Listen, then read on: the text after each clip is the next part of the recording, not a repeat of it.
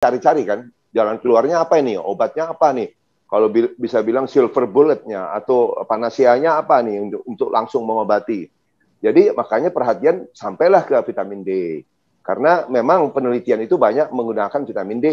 Jadi kalau ada dokter yang menyebutkan vitamin-vitamin lain, vitamin C dan sebagainya, itu sebenarnya penelitiannya tidak langsung, itu secara empiris. Memang kalau kayak vitamin C, kita tahu itu banyak berguna untuk infeksi saluran napas atas, untuk influenza dan sebagainya. Ya, dan juga supaya masyarakat jangan dibingungkan ya, karena sekarang ini banyak sekali orang yang spekulasi ya kan. Tiba-tiba muncullah apa lagi susu ini, susu binatang ini, susu binatang itu. Mungkin besok-besok ada, saya nggak mau sebut susu apa, ya terlalu menguntungkan buat dia dong. Nanti ada susu semut misalnya, ada susu kuda misalnya, itu yang tidak masuk akal. Jadi gunakanlah akal sehat begitu ya. Jadi jangan ikut-ikutan, hati-hati sekali. Sekarang ini banyak yang menggunakan kesempatan dalam keadaan panik. Kan gampang mempengaruhi orang, membeli segala macam yang mungkin tidak ada gunanya. Nah, kembali ke pertanyaan tadi, kan basicnya kita mau tahu ini jadi berapa dosisnya ini, yang kan simpang siur memang di luar. Nah, jawabannya adalah bukan soal dosis yang penting kan. Makanya kalau follower saya sudah tahu, saya selalu kalau ditanya dosis, nggak penting itu. Ingat ya, kenapa nggak penting? Saya jelaskan. Pada saat Anda minum 1.000 atau Anda minum 100.000 katakanlah, ya, Anda memang yakin di dalam darah Anda berapa kadar Anda. Itu yang menentukan. Jadi itulah imunitas kita ditentukan oleh kadar darah vitamin D dalam darah. Ya, jadi selalu pada pasien saya bilang periksa darah dong. Nah, selalu kan orang kita kan nawar ya, sering nawar lah, kebiasaan nawar kan.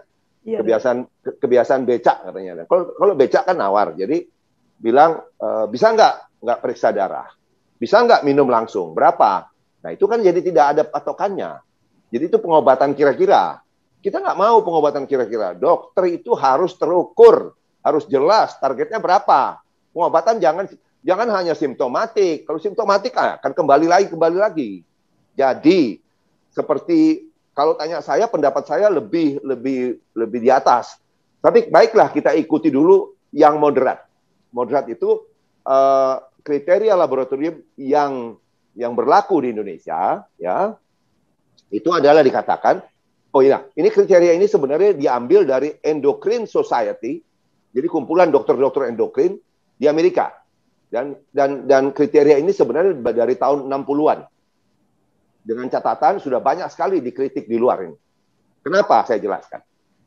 Kriteria ini menyebutkan bahwa 30 sampai 100 itu cukup, sufficient. Oke ya. Terus di atas 100 ada tulisan potential toxicity. Ingat ya, tulisan yang asli dari Amerika itu potential toxicity. Tetapi saya lihat beberapa laboratorium di sini menghilangkan kata potensial itu menjadi 100 ke atas toxicity. Itu tidak betul. Karena kriteria yang asli itu adalah sufficient, kemudian di atas 100 potensial toxicity. Ya.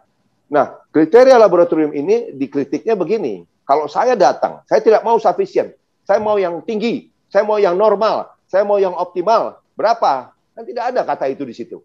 Ya kan? Cuma 30 sampai 100. Di atas 100 hati-hati loh, nanti lu keracunan. Nah, bagaimana ini? Kan gitu. Nggak apa-apa, ini kriteria lama. Tapi kalau tetap orang kita kan ngeyel nih, udah dikasih tahu, oh enggak, saya maunya ikut 30-100. Oke. Nah, saya katakan, jangan berpuas diri dengan 30 atau 40. Kan banyak yang begitu. Ada yang minum sendiri, kemudian dia lihat hasilnya 35, cukup, stop. Begitu Anda stop vitamin D Anda, turun lagi dia dalam waktu 3 minggu juga anjlok lagi. Begitu. Ya. Nah, mesti dijelaskan. Kalau 30-40 itu hanya cukup untuk rickets barangkali. Kan vitamin D ini ditemukan karena penyakit rickets, tulang lunak pada anak-anak itu. Nah, juga misalnya cukup untuk penyembuhan patah tulang. Tapi kalau untuk melawan autoimun, untuk melawan kanker, untuk melawan penyakit-penyakit kardiovaskuler, ya, untuk melawan autoimun, untuk melawan infeksi macam-macam, bakteri dan virus termasuk COVID, itu harus optimal. Nah, yang optimal itu menurut kriteria kita tidak ada. Tapi anggaplah kalau Anda mau 30-100, usahakan 80 sampai 100. Karena itu kriteria kriteria yang disebut oleh Vitamin D Council USA, jadi konsil vitamin D Amerika, mengatakan yang normal high. Nah, ini ada kriteria itu, ada kata itu. Normal high itu 80 sampai 100. Kalau saya tidak, saya mengikuti ahli-ahli jurnal-jurnal terakhir yang mengatakan bahwa yang optimal itu adalah antara 100 sampai 140. 100 sampai 140.